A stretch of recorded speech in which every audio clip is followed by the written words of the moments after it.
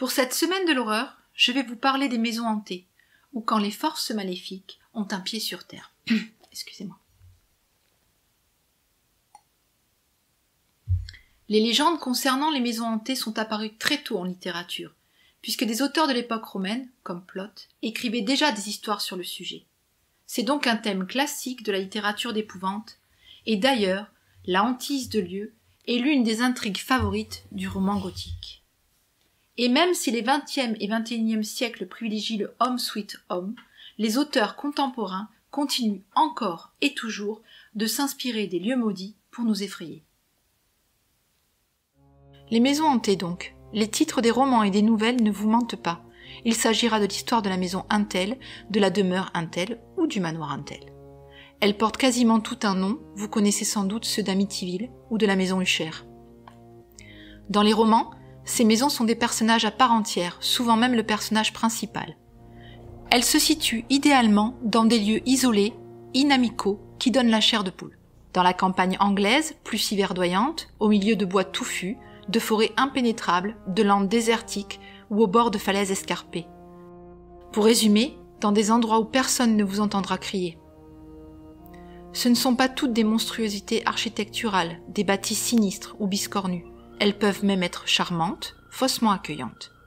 Mais avouons-le, elles sont souvent démesurées, hautes de plafond, labyrinthiques. Elles ont des pièces en plus ou des pièces en moins, des couloirs sombres et interminables, pensez au Stanley Hotel qui a inspiré Shining. Pour la déco, elles affectionnent les peintures à l'huile d'ancêtre à mine austère et les miroirs. Quoi qu'il en soit, elles se démarquent toutes par une esthétique particulière. Alors oui, ce sont souvent de vieilles demeures qui témoignent du passé, mais il peut s'agir aussi de constructions récentes. Les immeubles, les hôtels ou les appartements ont eux aussi leur part de ténèbres. Mais ce que ces bâtisses ont en commun, c'est qu'elles renferment toute une histoire maudite. Leurs murs ont souvent été les témoins de drames. Ils portent l'empreinte de morts violentes ou inexpliquées, quand ce ne sont pas elles qui les ont provoquées. Elles sont les écrins et les gardiennes de secrets qui ne demandent qu'à être découverts. Quelle est cette silhouette fantomatique dans les hauts de Hurlevent ? Les héritières de malédictions ou d'histoires familiales compliquées.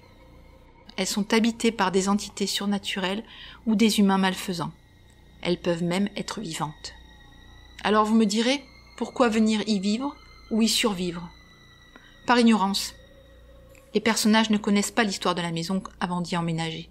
Ce sont des familles lambda, sans antécédents particuliers, qui deviennent les victimes et se retrouvent confrontés à des phénomènes qui les dépassent.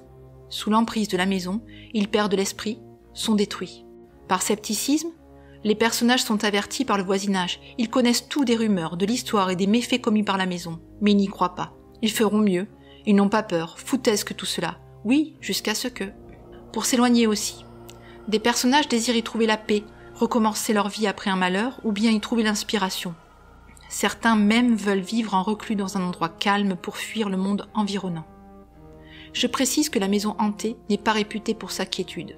Ils veulent aussi vivre un rêve. Certains personnages achètent tout simplement la maison de leurs rêves. D'accord, il y a beaucoup de gros travaux, la restauration va prendre des années, mais qu'importe. La maison est si peu chère qu'ils croient réaliser une bonne affaire. Tu parles. Leurs rêves de châtelain virent souvent au cauchemar.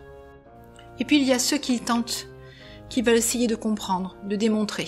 Ce sont des spirites ou des journalistes qui mènent une enquête dans un lieu réputé hanté. Et ils veulent à tout prix percer le mystère. Et c'est là aussi, souvent, à leur détriment. Car ces maisons n'aiment pas la colocation. Soit les personnages sont considérés comme des intrus, ils sont repoussés, expulsés, tués. Soit au contraire, elle veut les confiner, les retenir, les empêcher de partir, ce qui n'est pas mieux.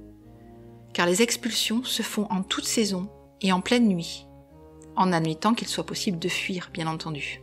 Quoi qu'il en soit, les personnages deviennent les marionnettes de la maison, les victimes de leur propre paranoïa, et l'effet de groupe n'arrange rien à l'affaire. La cohabitation se passe mal, en général. J'ai sélectionné quelques titres pour les adultes et pour la jeunesse que vous pourrez découvrir dans la bibliographie que je vous mets dans la description. Alors si vous y tenez vraiment, je vous laisse pénétrer dans l'univers terrifiant des lieux hantés. Mais je vous déconseille de frapper, d'utiliser le heurtoir ou de sonner. Regardez, la porte s'entrebâille. En désespoir de cause, si je ne peux pas vous en dissuader, rappelez-vous la mise en garde de Dante. Vous qui entrez, laissez toute espérance. Bonne lecture, merci et à bientôt.